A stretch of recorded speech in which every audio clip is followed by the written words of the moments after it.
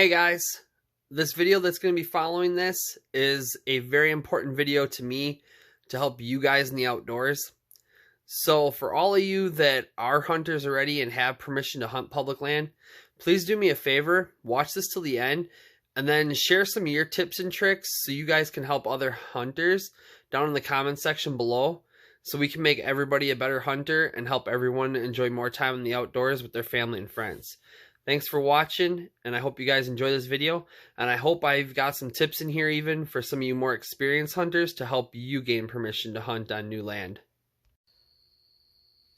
Hello and welcome back to BuckPole. I'm David, and here we're all about showing you how to do it yourself in the outdoors so you can save money and enjoy more time with your family and friends. This video is about obtaining hunter permission to hunt a property. I'm doing this video because I've been doing a lot of videos lately. You'll probably see them at the end in the upper corners, whatever, of people that, videos that revolve around new hunters, new hunter recruitment. But recruiting new hunters is great. If you don't have a place to take them, it's kind of pointless. So in this video, I'm going to share with you a couple tips up front about how to help yourself with gaining permission. And then from there, I'm going to go through about 5, maybe 6 different types of landowners that I've kind of come across in my life, and some tips on how to get permission from those specific landowners, or how to go about getting permission. So you're going to want to stay tuned to the end, because those tips are probably going to help you more than maybe the beginning part will. But first of all, make a good impression. If you're knocking door to door, or if you're writing letters, make as good of an impression as you can when you first introduce yourself to the landowner. That goes a long ways. If you show up in a beat up truck with beer cans falling out the back and a gun rack across the back seat with 3 guns in it, that's not the kind of impression you want to make. Now, I'm not saying you have to show up in your Sunday best.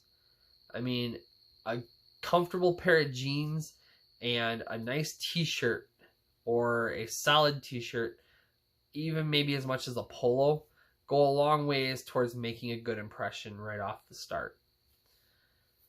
From there, be respectful, be helpful.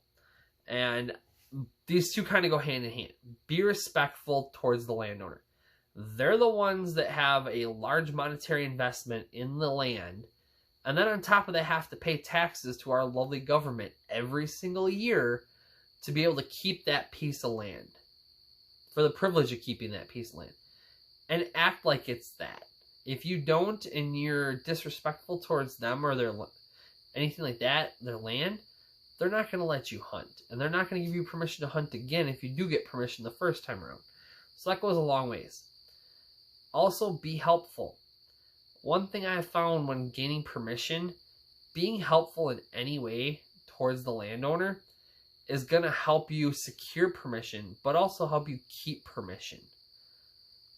Keep that in mind, because typically everyone in the world has a problem they need solved in one way or another.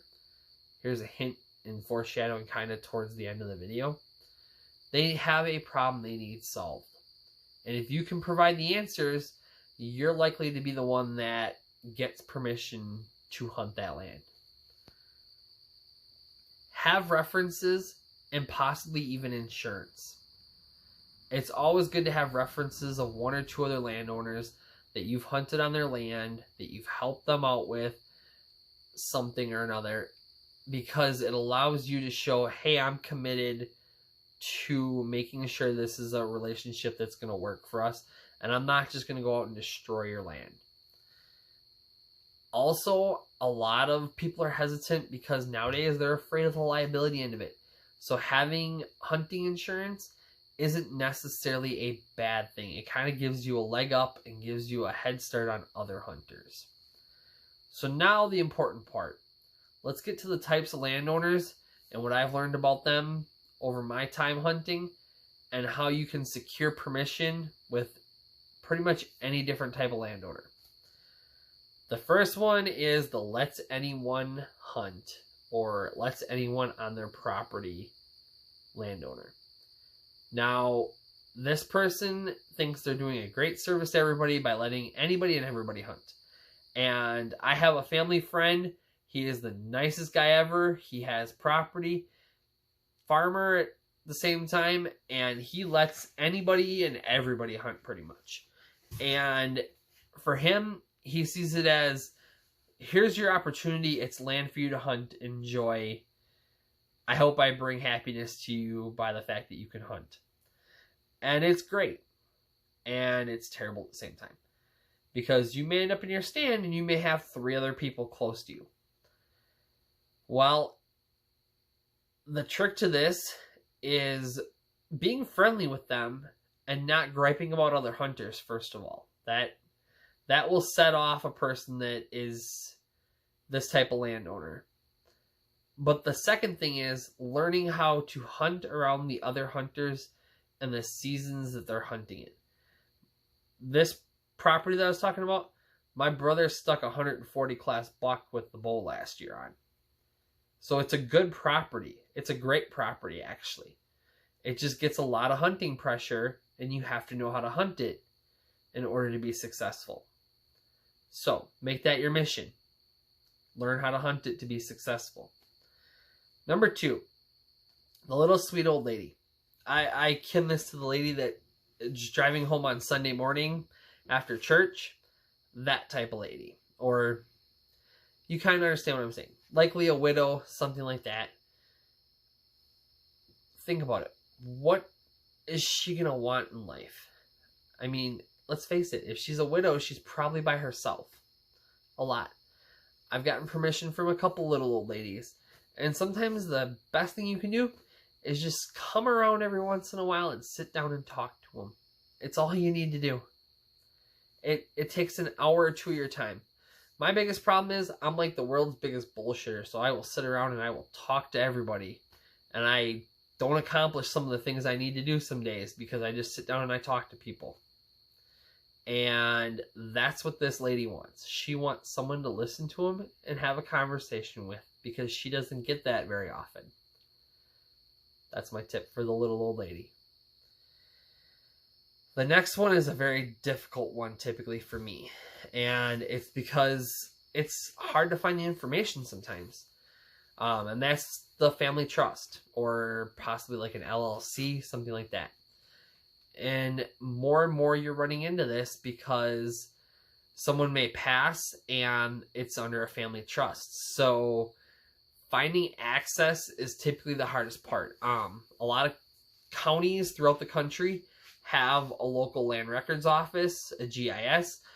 If you have Onyx hunting maps, like it will tell you if you have the paid subscription as to who the owner is, and typically it'll at least give you an address to start at.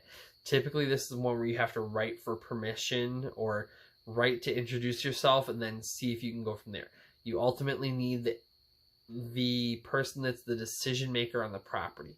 The person that takes care of the property and is kind of the executor of the estate or the property in some way, shape, or form is the person you ultimately have to find. And then once you find them, you kind of have to figure them out in order to be able to do it. This kind of person is good if you can help benefit them financially. Sharing trail camera pictures of nice bucks, being able to have that stuff for them is beneficial because if they decide they're going to sell it, they can market it in such a way that it adds value for them. And if you can add value for them, that's typically how you're going to be able to get onto a piece of property like this. Number 4 is the farmer. For me, I grew up as a farm kid, so talking to farmers isn't that hard for me. For some people, talking to farmers is difficult. If you ever want to get a farmer talking, just talk to them about the weather or talk to them about current crop prices. And if you have any inkling on either of them, you will have an in to get your ear talked off to by a farmer, but you will have an in. And that's probably the easiest way to get in with a farmer. Like I said, I grew up around this, so for me, it's not that difficult. I still follow grain reports.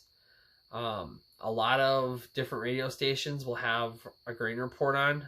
If you listen to country, folk, any of that kind of music, typically they'll have a grain report about 2/3 of the way through the day, sometimes around noon as well. And you can also look up your local grain prices. Something like that goes a long ways. It shows that you're interested in what their livelihood is. Even if you're not extremely vested in their interest, it's your way in. Solving a problem. I can tell you some of my best properties. My very first property I ever got to hunt was a sheep farmer, and it wasn't for deer. He had a massive coyote problem, and he lost 6 or 8 lambs one spring. And when he lost those lambs, I volunteered to do some coyote hunting. Now, remind you, I was green and had no idea how to coyote hunt. But I ordered a couple calls off of eBay, and I thought I was the world's greatest thing ever, and he thought I was the world's greatest thing ever when I took out 3 coyotes that winter for him. And after that, I got the addiction to coyote hunt, and I got a lot better at coyote hunting, and I also gained probably one of my best first properties bow hunting. Now, when I went off to college, he actually would call me and ask me if I would come back because he needed someone to coyote hunt. And I actually hooked up a couple of my buddies to coyote hunt for him, and then they were able to hunt on his property for deer as well after that, and then they helped him. Speaking of college, in college I had another spot where I would coyote hunt. There was a rancher, and he was losing a lot of calves one spring. So I went out, and in 4 days, I ended up taking out 10 coyotes for him. Well, you take out 10 coyotes, it affects his bottom line, and that's what matters to him. If he's losing calves that he could be making $1,000 a pop off of when they go to market, I don't know exactly what the meat prices are at right now, and it's just an exaggeration. But if he's losing $1,000 a pop, and he has 10 calves go out, well, that's a lot of money. 10 grand is a lot of money at the end of the day for a rancher. So if you can help solve that problem for him, and he's only losing 1 or 2 a year, that's a whole lot better than losing 10. And you just stay on them heavy and you hunt coyotes hard, and you can really reduce the numbers. From there, the last one is what I like to call the good old boys club. And I've only ran across 2 of these guys in my entire life. And in order to get to hunt their property, you basically have to get in good with them. It's the only way it's going to happen. This is the one that you're going to work your tail off for, but it's usually the property that you want to hunt more than any other property in the area. Just one of the good old boys. I know someone that's a retired doctor. He's still married, and his wife likes deer. So it started out with, I went and I picked up some trash on his property once because it was messed up in the woods off an area that I hunted. And the crazy part is, this good old boy is right next to that yes man, say yes to everybody property. So I'm sure you can imagine where the deer go when everybody's pushing them off that yes person's property. Well, it started out as that. Then he needed wood cut one fall because he had a wood burner. So he was out cutting, and I just went down, helped him out. Well, that turned into like a once a week thing for 2-3 months. That turned into, hey, can I hunt your property? After he offered to give me some money. And I'm like, keep the money. I'm like, can I hunt your property? And he's like, well, my wife's not too keen on hunting and stuff. And I'm like, okay. I'm like, that's fine. Whatever. Kept helping him. Then it turned into spring, and I didn't get to hunt that fall. But it turned into spring, and then it turned into, hey, can I take my kid out and can I go shed hunting? I'm like, I just want to go looking for antlers, see if I can find something. Took my son with me. He was like 4 at the time. Mostly turned into us walking around in circles for no reason and looking for shed antlers. Well, from there, we turned that into that fall he needed wood again. I helped him cut some wood. My son helped him stack some wood. And when you got a kid, I'm not going to lie, it helps. When you're showing a younger generation a work ethic in the outdoors, it helps a long ways with getting permission. So that turned into, yeah, you can bow hunt.